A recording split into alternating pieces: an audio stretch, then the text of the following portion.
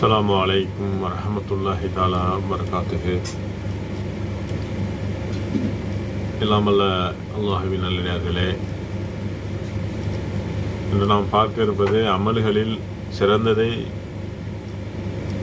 செய்ய ஆர்வம் கொள்வோம்.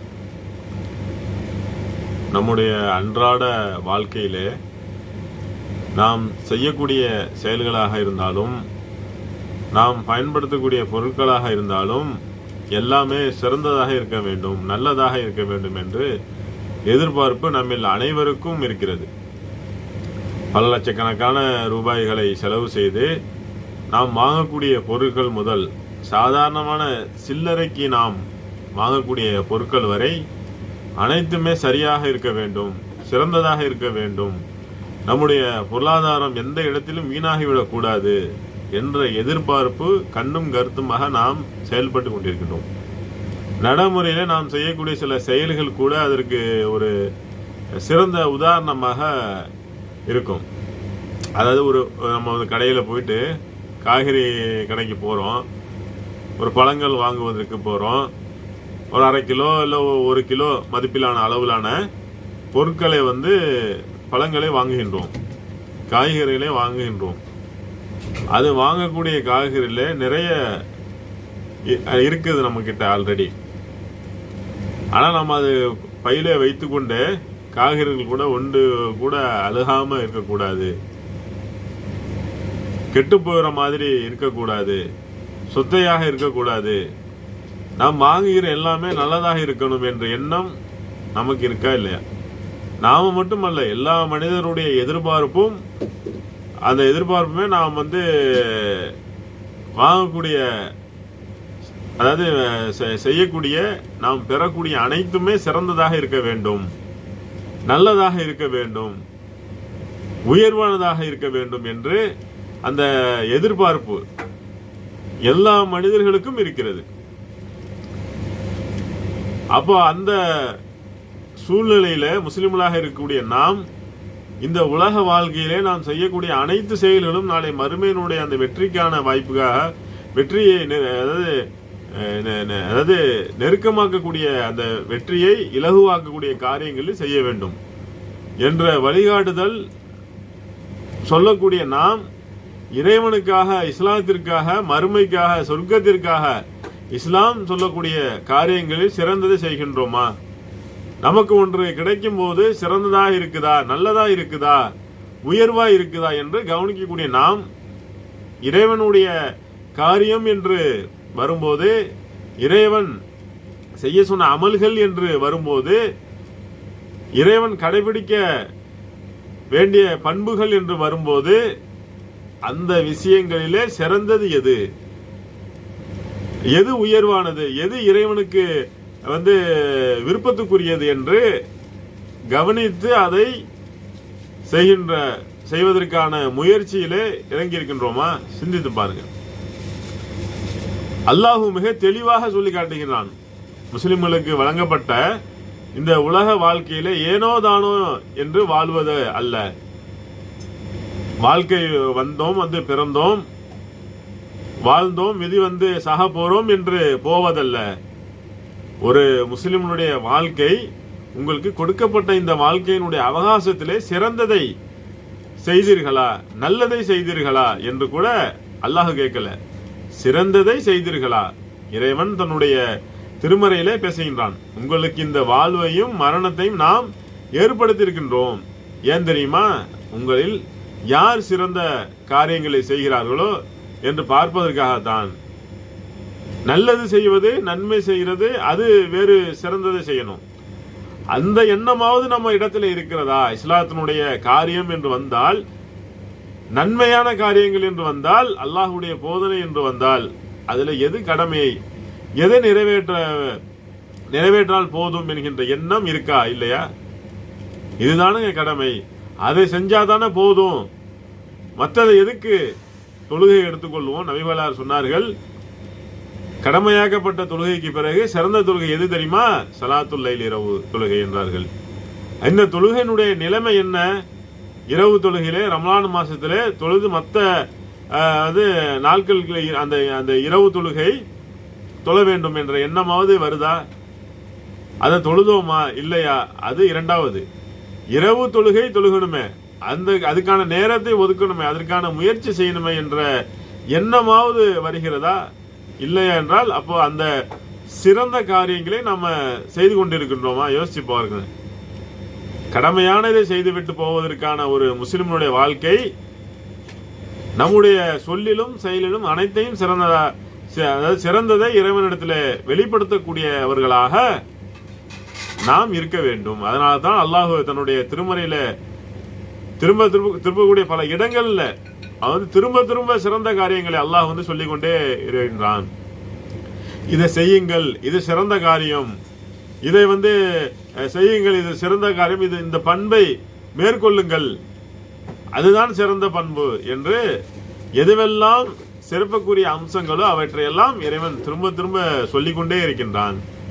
ஒரு இடத்துல இறைவன் பேசுகின்றான், ஒருவன் அவனே நன்மையான காரியங்களை செய்து கொண்டிருக்கக்கூடிய நிலையில தன்னுடைய முகத்தை அல்லாஹுக்கு கீழ்ப்படுகிறாரா? இவனை விட அழகிய மார்க்கத்துக்குரியவன் யார்? இவன் செய்வதை போல சிறந்த காரியத்தை செய்யக்கூடியவன் யார் என்று இறைவன் கேட்கின்றான். நீ நன்மையை செய், தொழுகிற, ஏராளமான நன்மை செய்கிற, அதெல்லாம் ஓகே. சிறந்ததுன்னா என்ன? தன்னுடைய முகத்தை, தன்னுடைய உணர்வை, தன்னுடைய சிந்தனையை அல்லாஹுக்கு யார் பணியை செய்கிறார்களோ, ஏன் தனிப்பட்ட வெறுப்புன்னு ஒண்ணு இருக்குங்க மனிதன் என்ற அடிப்படையில். எனக்கு சில கோபதாபங்கள் இருக்கும், சில வெறுப்புகள் இருக்கும். சிலரை பிடிக்கும், சிலரை பிடிக்காது, சிலர் மீது அளவு கடந்த அன்பு எல்லாம் சரிதான். அது யதார்த்தம். அல்லாஹுடைய கட்டளை என்னுடைய விருப்பமா என்று வரும்போது என்னுடைய உணர்வை மட்டப்படுத்தி இறைவனுடைய விருப்பத்திற்கு கட்டுப்பட்டு நடந்தனா அதுதான் சிறந்தது காரியம் என்கின்றான் இறைவன். அப்ப நபிகளார் சொல்லுகிறார்கள், ஒரு முஸ்லிமான, ஒரு மூமினான அடியார் சகோதரர்கள் அவர்கள் மத்தியிலே ஏதோ ஒரு பிரச்சனை, ஒரு மனக்கசப்பு, 3 நாட்களுக்கு மேல் ஒரு முஸ்லிமான அடியான் இன்னொரு இடத்துல பேசாமல் இருப்பதற்கு அனுமதி அல்ல. ஏதோ ஒரு பிரச்சனை, உனக்கும் அவருக்கும் மத்தியில் ஏதோ ஒரு சண்டை, ஒரு பிரச்சனை, ஏதோ ஒன்று நடந்து போச்சு, மனக்கசப்பு, கோபத்தை வெளிப்படுத்திட்டீங்களா, அவர் மேல தப்பு இருக்கலாம், உங்க மேலேயும் தப்பு இருக்கலாம். அப்போ ஏதோ ஒன்று 2 பேருக்கும் நல்லா இருந்தீங்க, ஒரு காரணத்தினால் 2 பேரும் பிரிஞ்சிட்டீங்க. நபிகளார் சொன்னாங்க 3 நாளுக்கு மேல் அனுமதி இல்லை. அப்படின்னா என்ன அர்த்தம்? மறுபடியும் போய் பல மாதிரி போய் கொஞ்சம் பேசிக்குங்க, புலாகிட்டு இருங்க. முடியாதா? அது மனிதன் மனம் அப்படித்தானே. அதாவது குறைந்தபட்சம் சலாத்தை சொல்லிட்டு நீ வெறுப்பதற்கான நியாயமான காரியங்கள் உன்னிடத்தில் இருக்கலாம். அவர்தான் தவறு செய்வதாக இருக்கலாம். அவரை வெறுப்பதற்கான சரியான நியாயமான காரணங்கள் உன்னிடத்தில் இருக்கலாம். குறைந்தபட்சம் சலாத்தையாவது நீ சொல்லிடு. அந்த இருவரில் சிறந்தவர் யார் தெரியுமா? யார் சலாத்தை கொண்டு முதலில் ஆரம்பிக்கிறாரோ அவர்தான் உங்களில் சிறந்தவர் என்றாங்க. அப்ப அது 1000 தான் இருந்தாலும் சரி, அவர் தானே நான் எங்க போய் சொல்லணும், எல்லாம் சரிதான், மார்க்கம் எல்லாம் கரெக்டா தான் அவனை பேச சொல்லுங்க, என்னால எல்லாம் போக முடியாது. அப்ப இந்த இடத்துல யாரை நீ உயர்வாக நினைக்கின்றாய்? உன்னுடைய உணர்வை உரிய அதை நீ மேலோங்க வைக்கிறாய். இறைவனுடைய சட்டம் என்ன, மார்க்கத்தினுடைய சட்டம் என்ன, அதுக்கு நீ முக்கியத்துவம் கொடுத்து உன்னுடைய உணர்வை தாழ்த்தி, பரவாயில்ல தப்பு தான் இருந்தாலும் சரி, அவன் மேலதான் தப்பு இருந்தாலும் நான் இறங்கி போறேன். எதற்காக? மார்க்கத்திற்காக, இறைவனுக்காக, இறை தூதருடைய சொல்லிற்காக என்று நான் இறங்கி போனாலும் நீ உன்னுடைய முகத்தை அல்லாஹுக்கு கட்டுப்படுத்தியவன், நீ மிக சிறந்தவன். செய்திருக்கின்றோமா? இன்னொரு இடத்துல அல்லாஹு பேசுகின்றான், அழகிய சொல்லிற்குரியவன் யார்? இவனை விட சிறந்த வார்த்தை பேசக்கூடியவன் யார்?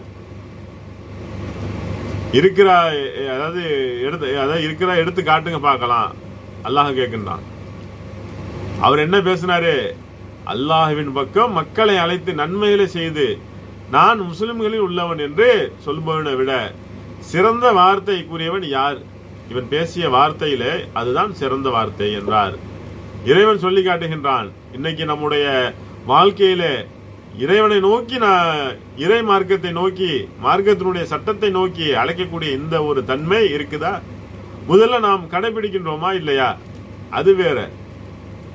சொல்வதா, அதாவது சொல்வதற்கான மனசாது வருதா? என்ன புரிஞ்சு வச்சிருக்கின்றோம்? மார்க்கத்தை சொல்வது என்றால் ஒரு மேடை போட்டு மைக்கு போட்டு சொல்வது, இதுதான் மார்க்கத்தை சொல்வது என்று விளங்கி வைத்துக் கொண்டிருக்கின்றோம். அது அல்ல, இது ஒரு முறை.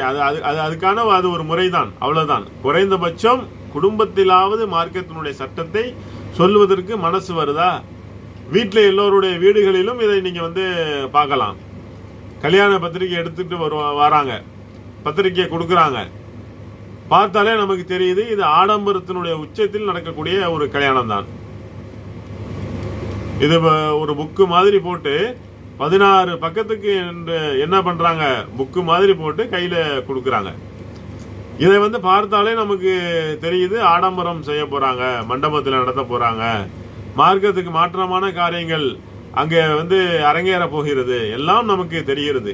நாம என்ன செஞ்சோம் அந்த இடத்துல? அப்படியா, சரி, அந்த இடத்துல போய் நம்ம கேட்டா நம்ம என்ன சொல்லுவோம்? இல்லைங்க, அதனால நான் போக மாட்டேன். நீ போகாட்டி பரவாயில்ல, அது சரிதான். சிறந்தது எது?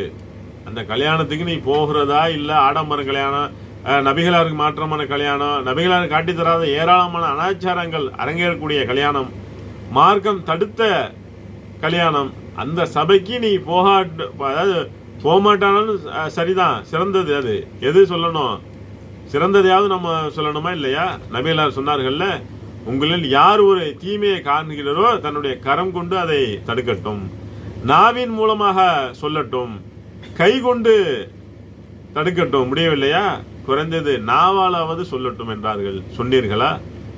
இல்லைங்க, வீடு தேடி வந்திருக்கிறாங்க, பாவம் வயசான ஒரு வீடு மேலே இருக்கிற மாடியில் இருக்கிற அவர் இவ்வளோ தூரம் ஏறி இப்போதான் உட்கார்ந்து இருக்கிறாரு, அந்த நேரத்தில் எப்படி நான் சொல்லலாம்? சரி, சொல்லல, ஓகே. அதுக்கப்புறமாவது சொன்னீர்களா? நீங்க இந்த மாதிரி பத்திரிகை கொடுத்துட்டு போனீங்களே, கல்யாணம் எங்க நடக்குது, எப்படி நடத்த போறீங்க, அங்கேதான் நடத்த போறோம், மண்டபத்தில் நடத்த போறோம், இவ்வளவு பேருக்கு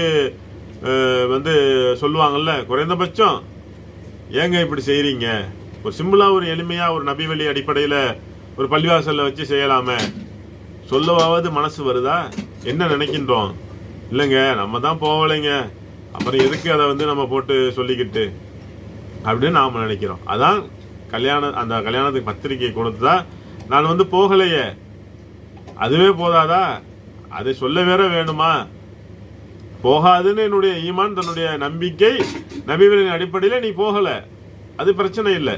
சிறந்தது எது நீ சொல்லணுமா இல்லையா? இல்லைங்க, சொன்னா ஏதாவது பிரச்சனை ஆயிடும். ஏற்கனவே நாங்க போகாம இருக்கிறதுக்கே அவர் என் மேல கோபத்தோட இருப்பாங்க.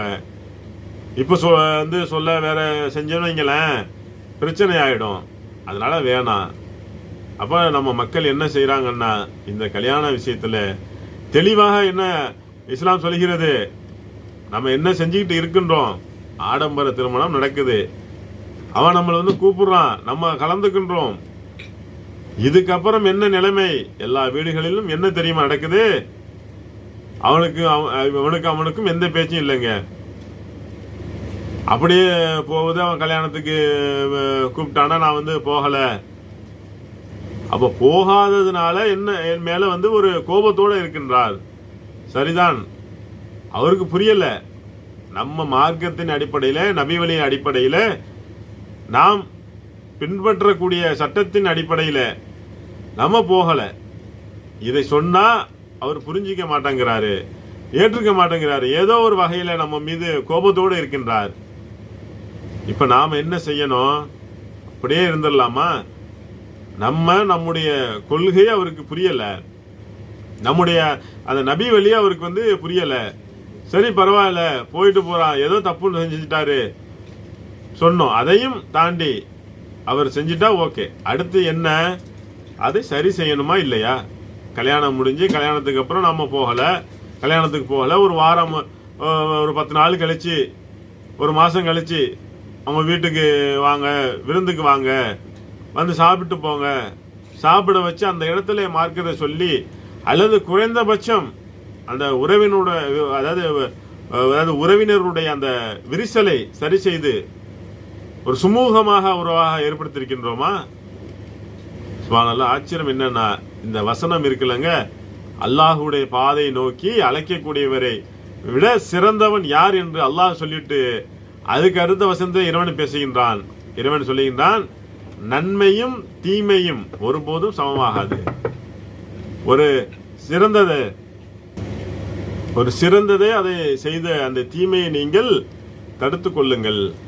சிறந்த காரியத்தை நீங்கள் செய்யும் போது உங்களுக்கும் யாருக்கும் மத்தியில பகைமை இருந்தா அவன் உங்களுக்கு நெருங்கிய நண்பனாக மாறிவிடுவான்.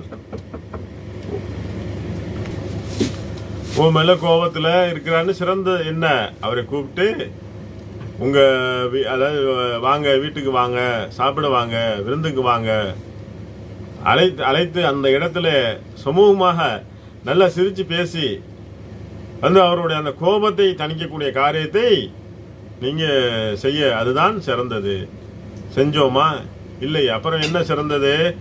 அப்ப என்ன நம்ம மார்க்கத்தை என்ன புரிந்து வச்சிருக்கின்றோம், எதை செய்து கொண்டிருக்கின்றோம் யோசித்து பாருங்க. நபிகள் நாயகம் ஸல்லல்லாஹு அலைஹி வஸல்லம் அவர்கள் எந்த சிறந்த காரியத்தை மக்களுக்கு மத்தியிலே சொன்னார்களோ அதில் முதலில் செய்யக்கூடியவர்களாக நபிகள் நாயகம் ஸல்லல்லாஹு அலைஹி வஸல்லம் அவர்கள் ஒரு சந்தர்ப்பத்தில் அல்லாஹுடைய தூதர் இடத்துல ஒரு நபித்தோழர் வருகிறார். வந்தவர் அவங்க கடுமையான நபிகள் இடத்துல கொடுத்து அந்த கடனை திருப்பி கேட்கிறார். அவர் ஏதோ கொடுத்திருக்கார் போல, எப்போ கொடுத்தாரு எந்த விவரம் எல்லாம் ஹதீஸ்ல வரல. அவர் எதையோ கொடுத்திருக்கிறார், நீண்ட காலம் ஆகிருச்சு. திரும்ப நபிகள் இடத்துல அந்த கடனை கேட்கிறார். கேட்கும்போது சற்று கடுமையாக அவர் கேட்கிறார்.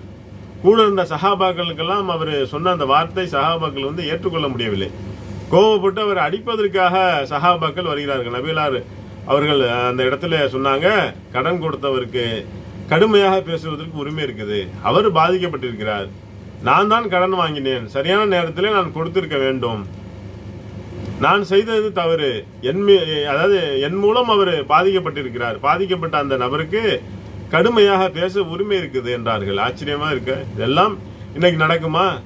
கடன் கொடுத்தது, அதாவது கடன் கொடுத்துட்டு யாரோ கடன் கொடுத்தாரோ அவர் நம்மளை பார்த்து ஒரு 2 வாரத்தை கூட பேசிட்டான்னு வைங்க, திரும்ப கடனை வாங்கிடுவியா? காசு கொடுத்துட்டா நீ உன் இஷ்டத்துக்கு பேசுவியா? நான் யாரு தெரியுமா, என் சொந்தக்காரங்க யாரு தெரியுமா, ஒரு ஃபோன் பண்ணா போதும் அத்தனை பேரும் நீ எப்படி என்கிட்ட காசு வாங்குறேன்னு நான் பார்த்துக்கிறேன். ஆச்சரியமா இருக்குது. அப்ப நபிகளார் சொல்றாங்க, கடன் கொடுத்தவருக்கு உரிமையாக பேசுவதற்கான அந்த கடுமையாக பேசுவதற்கு உரிமை இருக்கிறது, அவர் பேசலாம், அவருக்கு அந்த தகுதி இருக்குது என்றாங்க. அப்ப சொல்லிட்டு அல்லாஹ்வுடைய தூதர் அவர்கள் அந்த கொடுத்த ஒட்டகம் அளவுக்கான ஒட்டகம் நம்ம கிட்ட இருக்கா என்று பார்க்க சொல்றாங்க. சஹாபாக்கள் சொல்றாங்க, அல்லாஹ்வுடைய தூதரே, அவர் கொடுத்த அந்த வயசு அளவுக்கு உள்ள ஒட்டகம் இல்ல, அதை விட வயசு கொஞ்சம் கூடுதலாக இருக்குது, ஒரு சின்ன ஒரு குட்டியாக வாங்கி கொடுத்துருப்பாங்க போல. அப்ப அந்த குட்டியை விட கொஞ்சம் பெரிய ஒட்டகமாக நபிகளார் இடத்துல இருக்குது. அப்ப அல்லாஹ்வுடைய தூதர் சொல்றாங்க, அப்படியா, பெருசா இருக்குதா, பரவாயில்ல, அதை கொடுங்க. சொல்லிட்டு நபிகளார் சொன்னாங்க, உங்களில் சிறந்தவர் யார் தெரியுமா? தன்னுடைய கடனை சிறந்த முறையில் யார் அடைக்கிறாரோ அவர்தான் உங்களில் சிறந்தவர். நான் சிறந்தவன், கடனை அடைக்க எப்படி சிறந்த முறையில் அடைக்க, அவர் கொடுத்ததை விட அதிகமாக கொடு. இது வட்டி இல்லை. ஒரு காலத்தை, அதாவது ஒரு காலத்தை நிர்ணயித்து பணத்தை இவ்வளவு 10,000 ரூபாய் வாங்கிட்டு இருக்கா, 10,000 ரூபாய் நான் கொடுத்துருக்கிறேன், 6 மாசம் ஆகும்போது 6 மாசத்துக்கு அதாவது காலத்தை கணக்கு பண்ணி வாங்குவது பேர் தான் வட்டி. இது வட்டி அல்ல. அவருடைய மனசை நிறைவு செய்யக்கூடிய வகையில ஒரு சிறந்ததை கொடுங்க. 5,000 ரூபாய் வாங்கினீங்கன்னா 6,000 ரூபாய் கொடுங்க, அவர் சந்தோஷப்படுவார்ல, பரவாயில்ல, கொடுத்ததுக்கு ஏதோ ஒரு வட்டி இல்லை வரல, ஒரு சிறந்த ஒரு காரியமாக அதை நீங்க செய்யுங்க, நீங்களாக விருப்பப்பட்டு அதை கொடுங்க என்று அல்லாஹ்வுடைய தூதர் அவர்கள் அங்க பாதிக்கப்பட்ட நிலைமையில சொன்னார்கள். எந்த இடங்களெல்லாம் அல்லாஹ்வுடைய தூதர் சிறந்ததை செய்ய முடியுமோ அதை தான் செய்வார்கள். மார்க்கத்தினுடைய விஷயங்களிலும் நபிகளுடைய தனிப்பட்ட வாழ்க்கையிலும் நீங்க எடுத்து பாருங்க. நபிகளுடைய உணவு விஷயத்துல, நபிகளுடைய உடை விஷயத்துல, நபிகளார் தங்கிய வீடுகளுடைய விஷயத்துல அவ்வளவு எளிமை, அவ்வளவு வறுமை, அவ்வளவு கொடுமை. நபிகளுடைய வாழ்ந்த அந்த வாழ்க்கையெல்லாம் நினைத்து பார்க்கும்போது கண்ணீர் வரும். தன்னுடைய தனிப்பட்ட வாழ்க்கையில எந்த விதமான சிறப்பையோ உயர்வையோ கண்ணியத்தையோ மேன்மையோ நபிகளார் எதிர்பார்க்கவில்லை. ஆனால் மார்க்கத்தினுடைய சட்டம் என்று வந்துவிட்டால், மார்க்கத்தினுடைய கடமை என்று வந்துவிட்டால் அதில் சிறந்ததை மட்டும் செய்கிறார்கள். அப்ப அதை அப்படியே பார்த்து பார்த்து வளர்ந்த அந்த தோழர்கள் அவங்க அப்படியே பக்குவப்படுறாங்க. மிக சிறந்ததை செய்ய வேண்டும், இருப்பதிலே உயர்வான ஒரு காரியத்தை செய்து அல்லாஹ்வுடைய திருப்தியை நாம் பெற வேண்டும், அதற்காக என்னுடைய உயிரையும் நான் கொடுப்பேன். நிறைய காரியங்கள் இருக்குங்க. அந்த காரியங்களே மிக சிறந்தது எதுவென்றால் என்னுடைய உயிரை கொடுப்பதுதான் மிக சிறந்தது, அதை நான் செய்கின்றேன். நசையில பதிவு செய்யப்பட்ட செய்தி, நபிகள் நாயகம் ஸல்லல்லாஹு அலைஹி வஸல்லம் அவருடைய காலத்தில் ஒரு கிராமப்புறத்தை சார்ந்த ஒரு கிராமவாசி, மதினா என்பது சிட்டி என்பது அது ஒரு சிட்டியாக மாதிரியான ஒரு ஊர், அதுல இருந்து கொஞ்சம் தள்ளி ஒரு கிராமத்தில் இருக்கக்கூடிய நபர் ஒருவர் மதினாவுக்கு வருகிறார். வந்தவர் நபிகள் இடத்துல அல்லாஹ்வுடைய தூதரே, நான் இஸ்லாத்தை ஏற்றுக்கொள்வதற்காக வந்திருக்கின்றேன் என்று சொல்லுகிறார். நபிகளாரும் அவருக்கு கலிமா சொல்லி இஸ்லாத்தை அவர் ஏற்றுக்கொள்கிறார். ஏற்றுக்கொண்டு அந்த நபர் கொஞ்ச காலம் மதினாவிலே தங்குகிறார். ஏன்னா மார்க்கத்தினுடைய மற்ற சட்டங்களை எல்லாம் தெரிஞ்சுக்கணும்ல, அதற்காக தங்குகிறார். நபிகளார் அவ்வப்போது செய்திகளை சொல்றாங்க, சஹாபாக்கள் அவ்வப்போது பல செய்திகளை சொல்லுகிறாங்க. அது அப்படியே கொஞ்சம் கொஞ்சமாக மார்க்கத்தினுடைய கல்விகளையும் எல்லாம் அவர் கற்றுவிட்டு கொஞ்ச நாள் கழிச்சு அவர் தன்னுடைய ஊருக்கு அவர் போறாரு. அவர் ஊருக்கு போன அந்த நேரத்தில் என்ன ஆகுதுன்னா சொன்னா, நபிகளார் அவருக்கு ஒரு படை அனுப்பி வைக்கிறார்கள். அந்த படை ஜெயித்து கனிமத்து பொருட்கள்லாம் கொண்டு வருகிறார்கள். நபிகளார் அந்த எல்லா கனிமத்து பொருட்களையும் கொஞ்சம் கொஞ்சமாக பங்கு வைக்கிறாங்க. பங்கு வச்சுவிட்டு ஒரு கணிசமான ஒரு பொருளை அந்த நபருக்காக, யாரு அந்த இஸ்லாத்தை ஏற்றுக்கொண்டார அவருக்காக ரசூலுல்லாஹ் என்ன செய்யறாங்க, கொஞ்சம் இது ஒரு இதுல கட்டி ஒதுக்கி வைக்கிறாங்க. புதுசா வந்திருக்கிறாரு, அவருக்கு ஏதாவது தேவைப்படும், அவர் ஏதாவது சிரமத்தில் இருப்பாரு, அவருக்கு கொடுத்த ஏதோ ஒரு லாபம் ஒரு கிடைக்கும் என்று ஒரு நல்ல நோக்கத்திலே நபிகளார் அந்த அதை அந்த பார்சலை கட்டி அனுப்பி கொடுக்குறாங்க. ஒரு நபித்தோழர் அழைத்து இந்த மாதிரி அன்னைக்கு ஒருத்தர் வந்தார்ல, இஸ்லாத்தை ஏற்றுக்கொண்டதுனால அவருடைய அந்த கையில இதை கொடுத்துருங்க. அப்ப அந்த பொட்டலத்தை எடுத்துக்கொண்டு அவர் அனுப்புறாங்க. அவர் நேராக போகிறார், அந்த கிராமத்துக்கு போறாரு. அந்த கிராமத்தினுடைய நபரை கண்டுபிடிச்சு அவருடைய கரத்திலே அந்த பொட்டலத்தை கொடுக்கிறார். வாங்கின உடனே அவர் கேட்கிறாரு, மகாதா, என்ன இது, எதையோ கொண்டு என் கையில கொடுக்குறீங்களே, இது என்ன? அப்ப அவரு சொல்றாரு, அப்ப இது எனக்கு தெரியாது, என்னன்னு தெரியாது, ரசூல்லா கொடுக்க சொன்னாங்க, இதெல்லாம் உங்ககிட்ட கொடுத்துட்டேன், அவ்வளவுதான். அப்படியா? உடனே அந்த பொட்டலத்தை எடுத்துக்கிட்டு நேராக என்ன செய்யறாரு, அவர் நபிகளாரை சந்திப்பதற்காக வருகிறார். அங்க அல்லாஹ்வுடைய தூதருடைய கரத்திலே அந்த பொட்டலத்தை கொடுத்து விட்டு அவர் சொன்ன வார்த்தை, அல்லாஹ்வுடைய தூதர், நீங்கள் இது போன்று எதையேனும் ஒன்றை கொடுப்பீர்கள் என்பதற்காக நான் இஸ்லாத்தை ஏற்று வரவில்லை. நான் இஸ்லாத்தை எதுக்காக ஏற்றேன் தெரியுமா? இது மாதிரியான ஏதாவது ஒரு ஆதாயம் எனக்கு கிடைக்கும் என்ற எதிர்பார்ப்போ நான் வரவில்லை. நான் இஸ்லாத்துக்கு வந்ததற்கான நோக்கம் என்ன தெரியுமா? இதோ என்னுடைய இந்த தொண்டை குழி இருக்குல்ல, அந்த தொண்டை குழி உங்களுக்கு தெரியுதா? இந்த என் தொண்டை குழியில அந்த தொண்டக்குழி மேலே எதிரினுடைய அம்பு பாய்ந்து அல்லாஹ்வுக்காக நான் ஷஹீதாகப்பட்ட சொர்க்கத்தை அடைய வேண்டும், அதுதான் என் நோக்கம். சொர்க்கத்திற்காக தான் நான் இஸ்லாத்துக்கு வந்தேன். இது போன்று ஏதாவது ஒன்று கிடைக்கும் என்பதற்காக நான் வரவில்லை, அல்லாஹ்வுடைய தூதரே என்று அவர் சொல்லுகிறார். அப்ப நபிகளார் உடனே சொல்கிறார்கள், நீ சொன்ன வார்த்தை உண்மை என்றால் அல்லாஹ் அது போன்ற நிலை உனக்கு ஏற்படுத்தி விடுவான் என்று சொன்ன உடனே அவர் திரும்பி தன்னுடைய ஊரை நோக்கி போகிறார். கொஞ்ச நாள் ஆகுது, ஒரு யுத்தம் நடைபெறுகிறது. அந்த போர்க்காலத்திற்கு நபிகளார் அழைப்பு விடுகிறார்கள். பெருங்கூட்ட மக்கள் அந்த யுத்த காலத்திற்கு வருகிறார்கள், சண்டை இடுகிறார்கள். யுத்தம் முடிகிறது. முடிந்த பிறகு அல்லாஹ்வுடைய தூதர் ஒவ்வொரு ஜனாசாவாக தொழுகை நடத்தணும்ல, ஜனாசாவுக்கு தொழுகை நடத்தணும், ஒன்று திரட்டுறாங்க. ஒவ்வொரு ஜனாசாவை தூக்கிட்டு வர்றாங்க. போர்க்களத்துக்குள்ளே இறங்கி நபிகளார் பார்த்து கொண்டிருக்கிறார்கள், யாரெல்லாம் இறந்திருக்கிறார்கள் என்று. அந்த நேரத்தில் ஒருவர் அப்படியே குப்புற கிடக்கிறாரு. அவரை திருப்பி பார்க்கிறாங்க, அவருடைய தொண்டை குழியில் அம்பு பாய்ந்திருந்தது. உடனே அல்லாஹ்வுடைய தூதர் அவங்க கேட்குறாங்க, அஹுவா அவரா இவரு? ஒருத்தர் வந்து சொல்லிட்டு போனாரே, என தொண்டக்குழிக்குள் அம்பு பாய்ந்து நான் வந்து சாக வேண்டும் என்பதற்காக நான் வந்திருக்கிறேன் என்று சொன்னாரே, அவர் தானே இது? சஹாபாக்கள் சொல்றாங்க, அல்லாஹ்வுடைய தூதரே அவர்தான். அப்ப நபிகளார் அப்படியே நெகிழ்ந்து போனார்கள். சிலருடைய வார்த்தைகளை வந்து அல்லாஹ் வந்து அப்படியே உண்மைப்படுத்தி விடுவான்.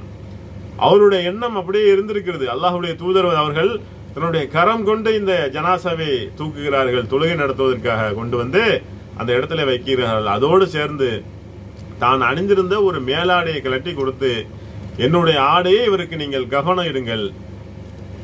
அவர் யாரு? சொந்தக்காரரா, தெரிந்தவரா, நண்பரா, யாரென்று தெரியாது, ஒரு கிராமவாசி. அவருடைய அந்த மன தூய்மை, அந்த தூய்மையை பார்த்த நபிகளார் சொன்னார்கள், என்னுடைய ஆடையை கொண்டு அவருக்கு கவனிடுங்கள். கவனிட்டு அவரை அடக்கம் செய்வதற்கான அந்த குழியிலே நபிகளார் தன்னுடைய கரத்தின் மூலமாக வைத்துவிட்டு அல்லாஹ்விடத்தில் நபிகளார் சொல்கிறார்கள், இறைவா, இந்த நபர் இவர் உனக்காகத்தான், உன்னுடைய பாதையிலே போராடுவதற்காக தான் வந்து உனக்காகவே இவர் கொல்லப்பட்டிருக்கார். இதற்கு நான் சாட்சியாக இருக்கின்றேன் இறைவா. என்ன மாதிரியான ஒரு காரியத்தை அவர் செய்திருக்கிறாரு. உலகத்திலே பிறந்த நாம் எந்நேரத்திலும் நாம் வந்து ஒரு நாள் இறக்கத்தான் போகின்றோம். அதில் எந்த சந்தேகமும் இல்லை. என்னுடைய இறப்பு அது இறைவனுக்காக இருக்க வேண்டும், இறைவனுடைய மார்க்கத்திற்காக இருக்க வேண்டும், இறைவனுடைய திருப்தியை பெறுவதற்காக இருக்க வேண்டும் என்று நினைத்து அதற்காக வாழ்ந்து இருந்திருக்கிறார். இவருக்காக நான் சாட்சியாளராக இருக்கின்றேன் இறைவா என்று சொன்னார்களே. அப்படிதான் ஒவ்வொரு காரியங்களிலும் ஒவ்வொரு செயல்களிலும் எது சிறந்தது, எது மென்மேலுக்குரியது, எது உயர்வானது, எதன் மூலம் இறைவனுடைய அன்பை பெற முடியும் என்று தேடி தேடி செய்தார்களே, அது போன்ற ஒரு தன்மை நம்மிடத்தில் இருக்கிறதா? கடமையை செய்துவிட்டு கலைந்து போகிறோமா? அல்லது சிறந்த செய்ய வேண்டும் என்று ஆர்வத்தோடு செயல்பட்டு கொண்டிருக்கின்றோமா என்று நம்மை நாமே உரசி பார்த்து இறைவனுக்கு விருப்பத்துக்குரிய காரியங்களை, சிறந்ததை தேர்வு செய்யக்கூடியவர்களாக நாம் இருக்க எல்லாம் வல்ல இறைவன் அருள் செய்ய வேண்டும் என்று கூறி நிறைவு செய்கின்றேன். அஸ்ஸலாமு அலைக்கும் வரஹ்மத்துல்லாஹி தஆலா பரகாத்துஹு.